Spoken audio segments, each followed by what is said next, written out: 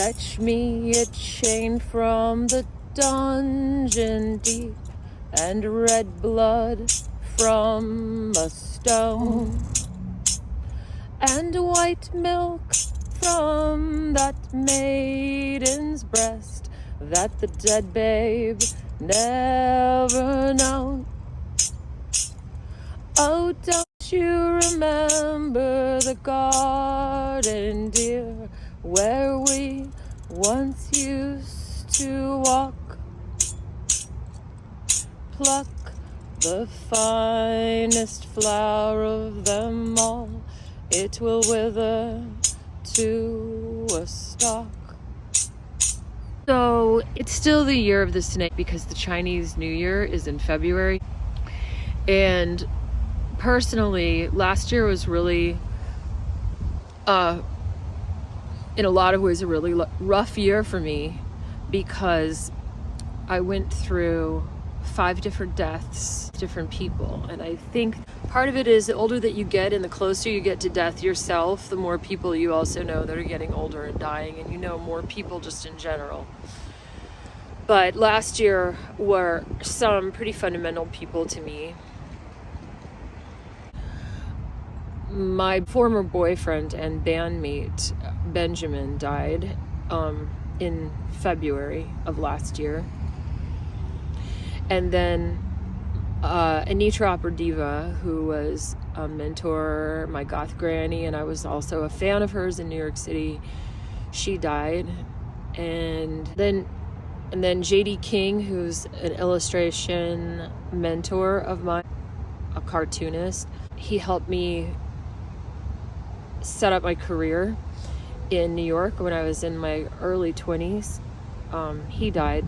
And then my stepdad, who all of us loved very much in our family, died to be very beloved. He died, and his funeral was in December. And the year of the snake has always been a rough year for me in particular.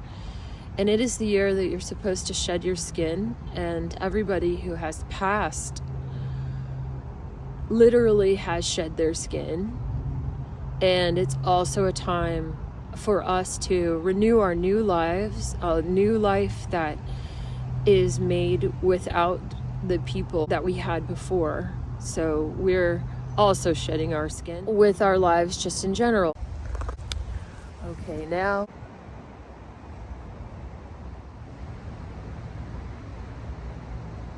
that's south. Oops.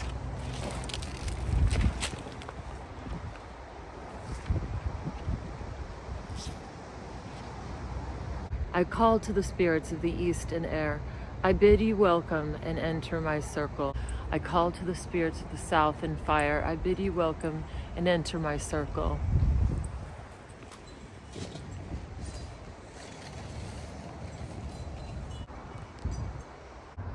I call to the spirits of west and water.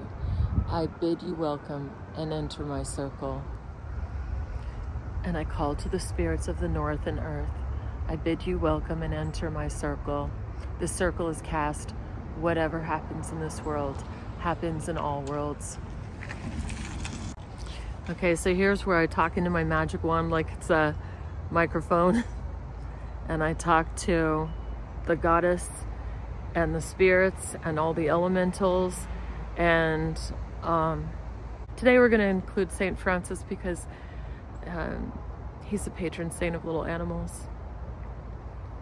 But this whole situation with Sweetie and crying so much made me realize I hadn't actually read the Bardo, which is what I do to help the dead transition into the next world. And I'm going to do that right before the snowstorm on behalf of all my loved ones who passed, and also Sweetie, so that we can have closure on this and then not have any more death for the new year. It's not that death isn't part of life and it's like there's something wrong with it. We're all gonna go there, and in some ways I'm looking forward to it. It's that it's a lot to deal with. In Western cultures, it's a new year. It's January, the beginning of the year, and I was like, oh God, are we starting this again? Like, more death. I rescued a little kitty. Her name is Sweetie. She came running up to me by the ditch where the freeway stop is and was begging for help. And I really saw myself in this cat because I've also been from the streets. When I moved to New York City, I lived in a squat. When I was 22, I've been freelance a long time. And I'm a cartoonist and illustrator, and I create tarot decks. So I've always thought that it was a good idea just to reach out and ask for things, and sometimes the world gives back to you. And I think that that little kitty, when she was hit by the car and when her guts were all tangled and when she was sad and scared, like the doctor said yesterday, out in the cold for 2 months, suffering alone, and it was getting colder and colder and the ice storm's coming in. And literally an ice storm has been coming politically too. I think she manifests me. I'm sitting here always praying to the goddess, trying to manifest the best possible outcome. And I think that little kitty was trying to manifest me, and she came up to me and she was really friendly. I could tell she wasn't feral, so she was either escaped or abandoned. We only had a week together in this life, and I've just been crying my eyes out ever since I met her. And at first I thought, oh, I'll have a kitty with a broken leg. Then I took her to the doctor and they were like, she's way too messed up. Should we euthanize her? And I just couldn't do it because I've been through too much death and I wasn't there with the other people. I didn't get to say goodbye. So I feel like Sweetie came into my life so that I could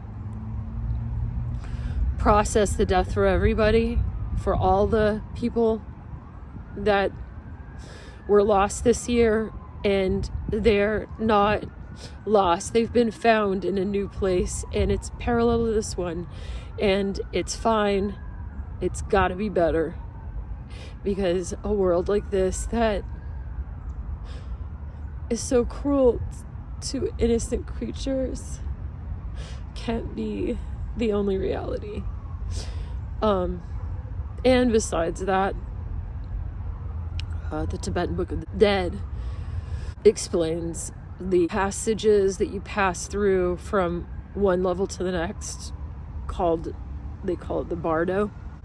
It explains that you have choices. Before you die, it's a chance to practice what you're going to do when you transition into the next world, so you'll know what to do, so that you can do it right and reincarnate and level up and not go to a darker reality, or maybe transcend all the way out of this reality.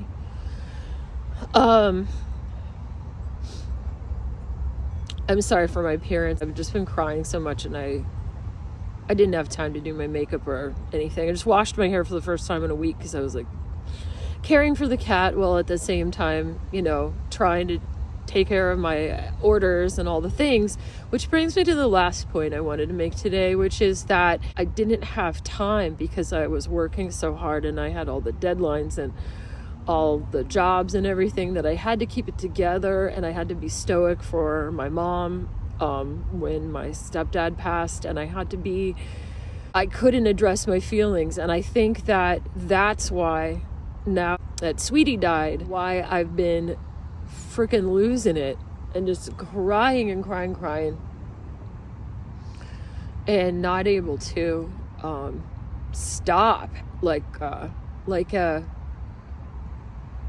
cup that's full to the brim, and if you touch it even a tiny bit, it just overflows. That's how I felt.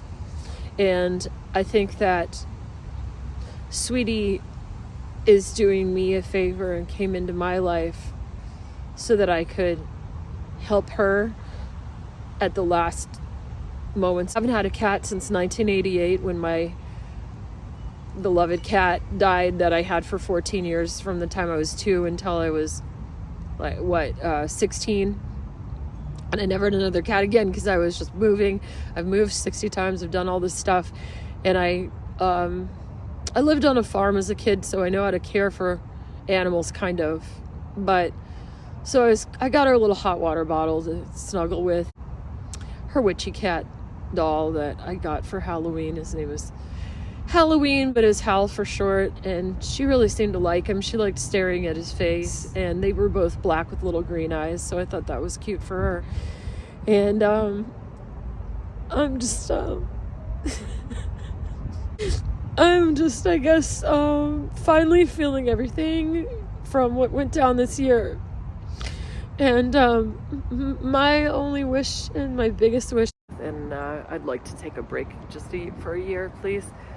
So for the year of the horse in 2026, just no more. Please, if I can make a request, Goddess. And also, I'm going to read the Bardo to help everybody who has passed in 2025 go on to a better place.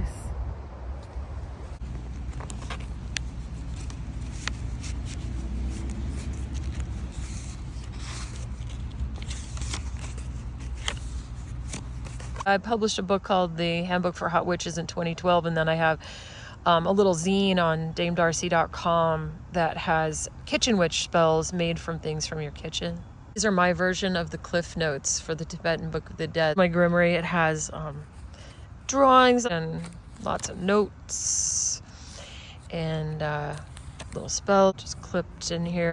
You know, it's a little of this, a little of that. This is my interpretation of the things that the Tibetan Book of the Dead said.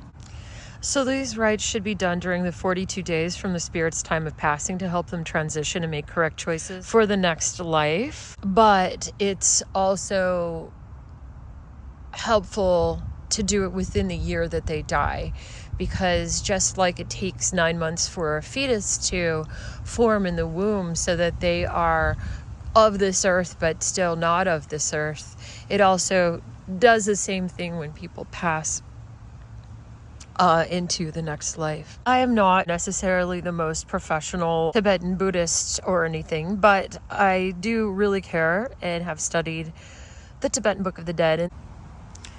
The most important is to create a stable environment so the spirit is attracted to that in the afterlife. Should be read into the ear of the dying person. The luminosity of the bardo before death, power of great liberation. If you cannot be there for them in the actual space, picture the spirit of the person and read aloud to the spirit. I forgot to, and I did not read from this last year for all of the loved ones that passed, except for Anitra.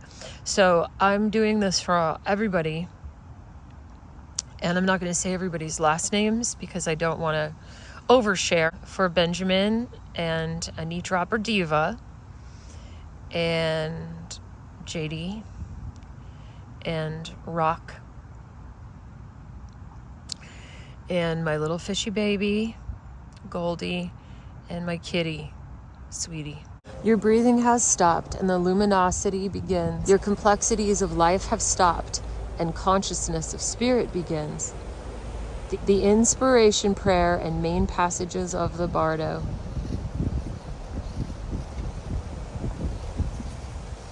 O child of noble family, now is the time.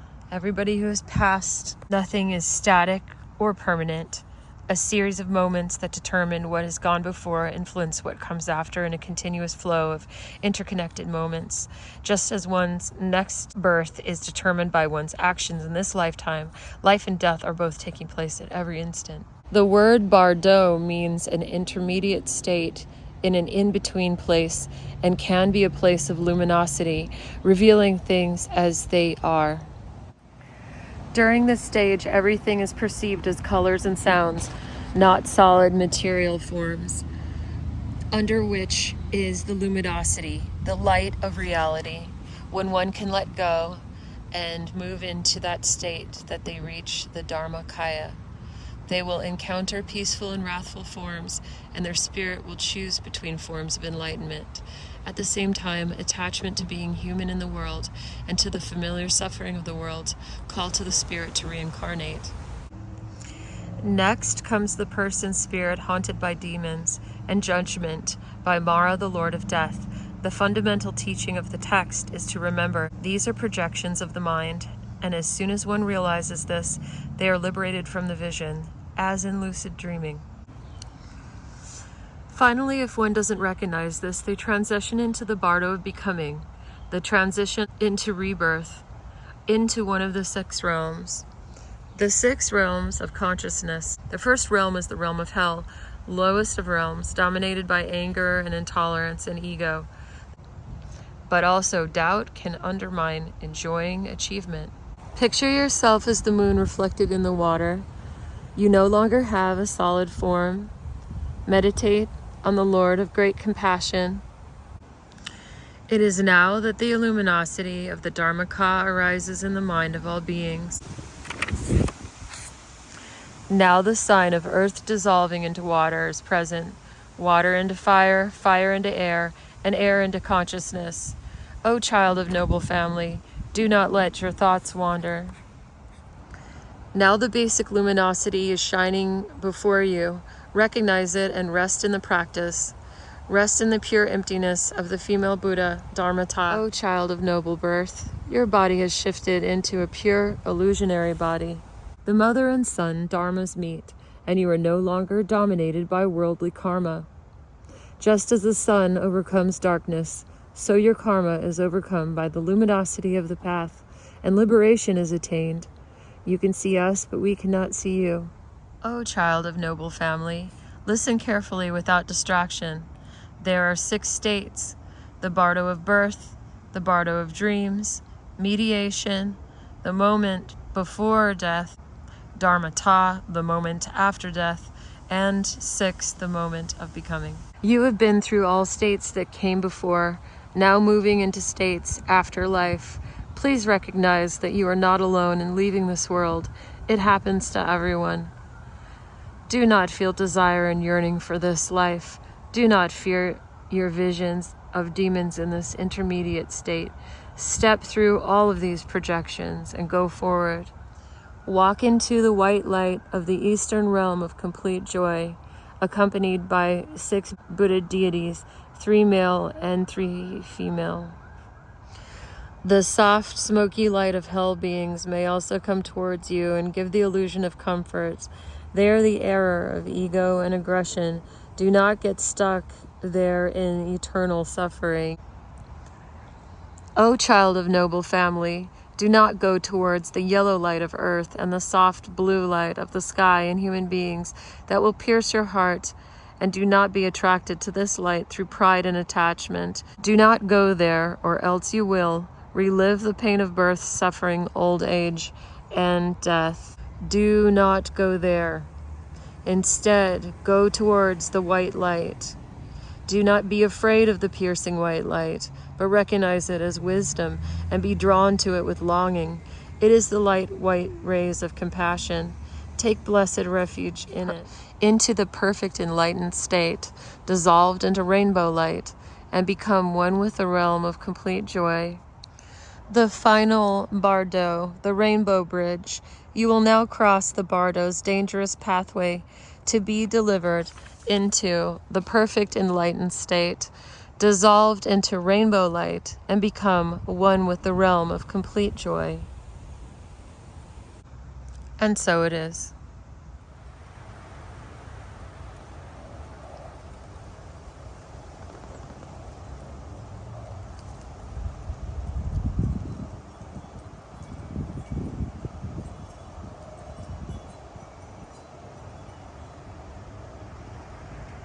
And now, my dear friends, I'd like to dedicate this song to all of you out there, wherever you may be. North, south, east, or west, to everyone all over the world. The circle is open, but remains unbroken. Hallelujah. Fill your heart with love today. Don't play the game of time. Things that happen in the past happen in your mind. In your mind, only in your mind. In your mind, forget your mind and you'll be free.